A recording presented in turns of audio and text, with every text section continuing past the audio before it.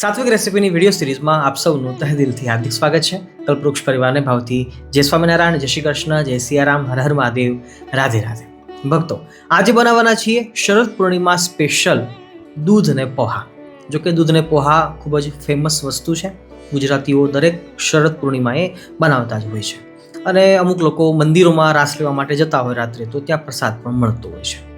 તો મંદિરોનો પ્રસાદ તો લેવાનો જ હોય, પણ સાચા અર્થમાં જોઈએ ને તો શરદ પૂર્ણિમાના પોહા એ સાંજે બનાવી અને પછી એને પૂર્ણિમાના પ્રકાશની અંદર, ચાંદાના પ્રકાશની અંદર રાત્રે એને આખી રાત્રિ સુધી રહેવા દઈ અગાસી પર અથવા તો ઊંચા સ્થાન ઉપર કે જ્યાં ચાંદાનો પ્રકાશ પડે છે, અને પછી સવારમાં બીજે દિવસે સવારે એ પ્રસાદ લેવાનો હોય છે, જમવાનો હોય છે. આવી પરંપરા હોય છે. પણ હવેના લોકો થોડાક વધારે ફાસ્ટ થઈ ગયા છે, તો પછી કોઈથી ધીરજ રહે નહીં, તો પછી એ લોકો રાત્રિએ જ જમી લેતા હોય છે. પણ એનો કોઈ દોષ પણ નથી. નંબર 2, પોહા તો અનેક રીતે બનતા હોય છે. પોહા ઇન ધ સેન્સ કે દૂધ પોહા. પણ આજે આપણે જે બનાવવાના છીએ એમાં થોડીક ચેન્જીસ કરી અને એક નવી રીતે દૂધને પોહા બનાવવાના છીએ, જેને આપણે દૂધ પૌવા કહીએ છીએ. પણ એ દૂધ પૌવા જો એક બીજી રીતે બનશે તો એનો ટેસ્ટ ખરેખર ખૂબ જ સારો આવશે.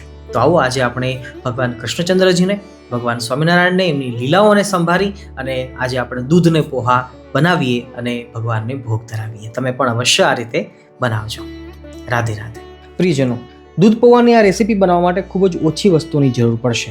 મુખ્ય વસ્તુ પોહા છે અને સાથે દૂધ છે અને સાકર છે. પરંપરાગત રીતે સાકર છે આ દૂધ પૌવામાં નંખાતી આવે છે. આપણે ખાંડ પણ લઈ શકીએ છીએ. નંબર 2, પૌવા છે એની ચોઈસ કેવી કરવી જોઈએ, તો એના માટે આ તો સાદા પૌવા મેં લીધા છે, કારણ કે અમારે નજીકમાં જે દુકાન છે ત્યાં કસાટા પૌવા મળતા નથી. પણ તમે જો સિટીમાં રહેતા હો અને જો કરિયાણાની દુકાન મોટી હોય તો તમે એની પાસે કસાટા પોહા એવું કહેશો તો એ કસાટા પોહા આપશે, જે અલગ અલગ રંગીન હોય છે થોડાક, અને એનો ટેસ્ટ પણ સારો હોય છે. એવા અમારા અનુભવ છે. એ ઉપરાંત જોઈએ તો એકાદ ચમચી આપણે ઘીનો ઉપયોગ કરીશું, પણ કેવી રીતે કરીશું એ આપણે આગળ જોઈએ છીએ. સાથે સાથે કાજુ, બદામ, પિસ્તા, કિશમિશ, ઇલાયચી, આ બધી વસ્તુઓની સાથે ગુલાબની પાંખડીઓ એ ઓપ્શનલ છે, પણ ગુલાબ જળ છે એ ખરેખર ફરજિયાત છે. તો ગુલાબ જળવાળા દૂધ પૌવા ખૂબ જ સારા બનતા હોય છે, સાત્વિક બનતા હોય છે અને સ્વાદિષ્ટ બનતા હોય છે. તો અમે આ રીતે બનાવતા હોઈએ છીએ, તમે પણ અવશ્ય ટ્રાય કરજો. પ્રિયજનો, ગુલાબજળ ખરીદવા માટે જાઓ ત્યારે 2 વાતનું અનુસંધાન રાખવું. ગુલાબજળ છે 2 પ્રકારના હોય છે, એક તો ખાવા લાયક અને એક ન ખાવા લાયક. ખાવા લાયક જે હોય છે એ આપણે જમવામાં ઉપયોગ કરી શકીએ છીએ. એના ઉપર જ લખેલું હોય છે એડિબલ રોઝ વોટર. અને જે ખાવા લાયક નથી હોતા એ ફક્ત ને ફક્ત સ્કિન કેર માટે હોય છે, શરીર ઉપર લગાડવા માટે હોય છે. તો એની અંદર કેમિકલ્સ આવતા હોય છે, એટલે ખાવા લાયક નથી હોતા. એટલે ખરીદવા માટે જાઓ ત્યારે આ વાતનું અનુસંધાન અવશ્ય રાખજો કે ખાવા લાયક હોય રોઝ વોટર એ જ આપણે લાવવાનું છે, ન ખાવા લાયક હોય એને લાવવાનું નથી. હવે આ રેસીપીનું એક્ઝેક્ટ માપ જોવું હોય તો એક વ્યક્તિ દીઠ આપણે પૌવા છે એ 2 મુઠ્ઠી લઈ શકીએ છીએ. જો ઘરમાં બધાને પૌવા વધારે ભાવતા હોય તો 3 મુઠ્ઠી કરી શકાય. તો મીડિયમ સાઇઝની મુઠ્ઠી ગણી આપણે. હાલ હું 5 વ્યક્તિ માટે બનાવું છું તો 10 મુઠ્ઠી મારે પૌવા જોશે. 5, 6, 7. દૂધની વાત કરીએ તો એક વ્યક્તિ માટે 1 ગ્લાસ દૂધ હોવું જોઈએ, તો એક વ્યક્તિ છે શાંતિથી દૂધ પૌવા જમી શકતા હોય છે. વધતા ઓછા આપણે કરી શકીએ છીએ.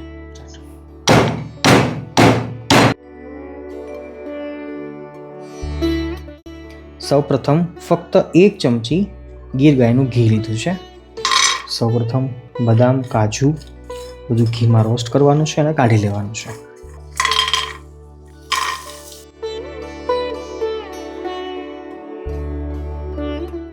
ફક્ત અડધી ચમચી વધારે ઘી લઉં છું, કારણ કે પૌવા મારે વધારે છે.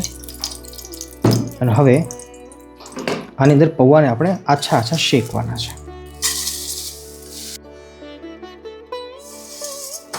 સારી રીતે ચલાવતા રહીએ. દરેક પૌવા છે ને એ ક્રિસ્પી થઈ જશે, ઘીનો સ્પર્શ થશે એટલે પાકી પણ જશે અને એક અલગ પ્રકારની સારી એની સુગંધ પણ આવવા માંડશે. યાદ રાખજો કે આપણે હાલ નવી રીતે પૌવા બનાવી રહ્યા છીએ. દૂધ પૌવા છે અલગ રીતે બનાવી રહ્યા છીએ.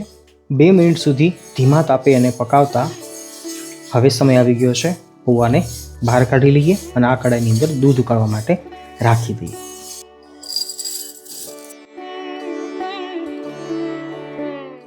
હવે સૌથી મહત્વનું સ્ટેપ કે આ જે આપણા ઘીમાં શેકેલા પૌવા છે એની અંદર થોડીક આપણે સાકર નાખીએ છીએ, મતલબ કે સાકરનો ભૂકો. આપણું જે દૂધ છે એમાંથી એકાદ વાટકો દૂધ લઈએ છીએ અને હવે સારી રીતે એને ચલાવી લઈએ અને પોહાને હવે ફૂલવા દઈએ. પોહાને આપણે ધોયા નથી આજે, પણ ચાળી લેવા જરૂરી છે, ભૂલશો નહીં. પોહાને આપણે ધોયા નથી તો પછી ચાળી અને હવે આપણે આને રેસ્ટ આપી દઈશું અને આ બાજુ દૂધને ઉકળવા માટે રાખી દઈએ. ત્યાં સુધીમાં પોહા છે એકદમ સરસ ફૂલી જશે. આપણે આપણી ઘરની ગીર ગાયોની ગૌશાળાનું દૂધ લીધું છે. આશરે હું 1.5 લીટર દૂધનો હાલ ઉપયોગ કરું છું. તમે વધતા ઓછા પ્રમાણમાં કરી શકો છો. તમને પણ હું જરૂર વાત કરીશ કે ઓછું ખાજો પણ ચોખ્ખું ખાજો, શુદ્ધ ખાજો. અને એમાં પણ જો ઘી છે, દૂધ છે, છાશ છે, આ જેવી રોજિંદા જીવનમાં ઉપયોગ થતી વસ્તુઓ છે એ સાચા અર્થમાં જોઈએ તો થોડી કદાચ મોંઘી લાગે પણ શુદ્ધ ખાવાનો પ્રયત્ન કરવો જોઈએ. અને આમાંય આપણે જીવીએ છીએ તો સારું ન ખાઈએ તો પછી શા માટે કમાઈએ છીએ, શા માટે આપણે ખાઈએ છીએ? તો અવશ્ય થોડી વાતને સિરિયસલી લેજો. અને હા, ઘીની પણ વાત નીકળી છે તો હું વાત કરી દઉં. આપણું આ ઘરની ગાયનું, ગીર ગાયનું આ ઘી છે અને હાલ આપણે આખા ગુજરાતની અંદર ડિલિવરી પહોંચાડીએ છીએ. તો જેમને જોઈતું હોય એમને અવશ્ય સંપર્ક કરવો. તમને સ્ક્રીન ઉપર નંબર દેખાતા હશે. તમારા ઘર સુધી આપણે ઘી પહોંચાડી દઈશું. દૂધને હવે સારી રીતે ઉકાળી લઈએ અને પછી આપણે બધી વસ્તુઓ મિક્સ કરીએ.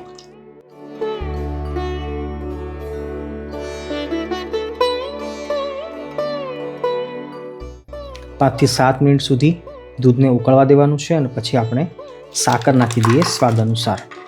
પણ હા, દૂધ પૌવાની અંદર સાકર જ ઉપયોગ કરવી. ખડી સાકર હોય એ નાખી શકીએ અથવા આવી રીતે આખી સાકર જે હોય એ પણ નાખી શકાય છે. અને દૂધ પૌવા થોડાક ગળા હોય છે યુઝ્યુઅલી, પરંપરાગત રીતે. બાકી આપણે આપણી રુચિ અનુસાર ઓછા વધતી ખાંડ અથવા તો ગળ પણ નાખી શકીએ છીએ.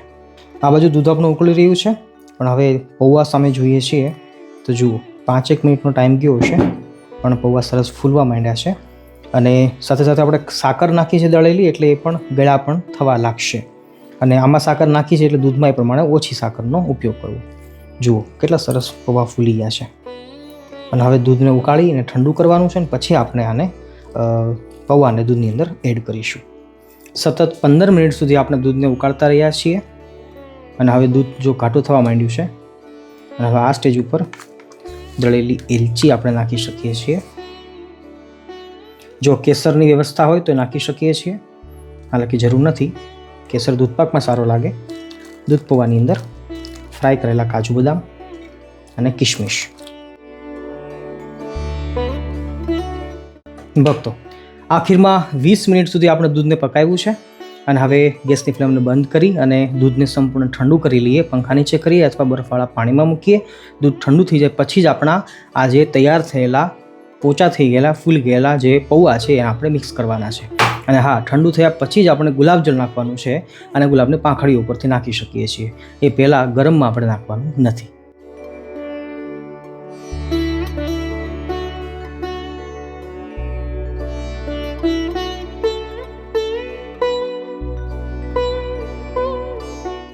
દૂધ ઠંડુ થઈ ગયા પછી હવે નાખીએ છીએ આપણે રોઝ વોટર.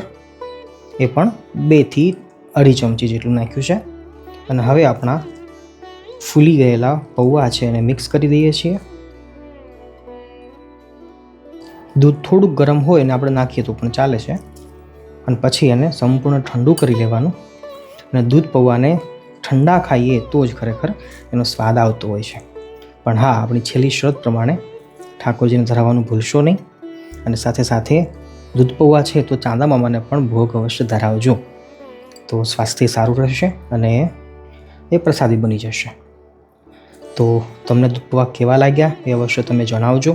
જો દૂધ પૌવાની થિકનેસ છે ને આટલી ઘાટી જોઈએ, બહુ વધારે દૂધ હોવું પણ ન જોઈએ અને બહુ ઓછું હોય તો પણ ન ફાવે. મીડિયમ કન્સિસ્ટન્સી સાથે દૂધ પૌવા છે એ સારા લાગતા હોય છે. ચાલો મળીએ છીએ ફરીવાર એક નવી રેસીપી સાથે. સૌને જય સ્વામિનારાયણ, જય શ્રી કૃષ્ણ, જય સિયારામ, હર હર મહાદેવ, રાધે રાધે.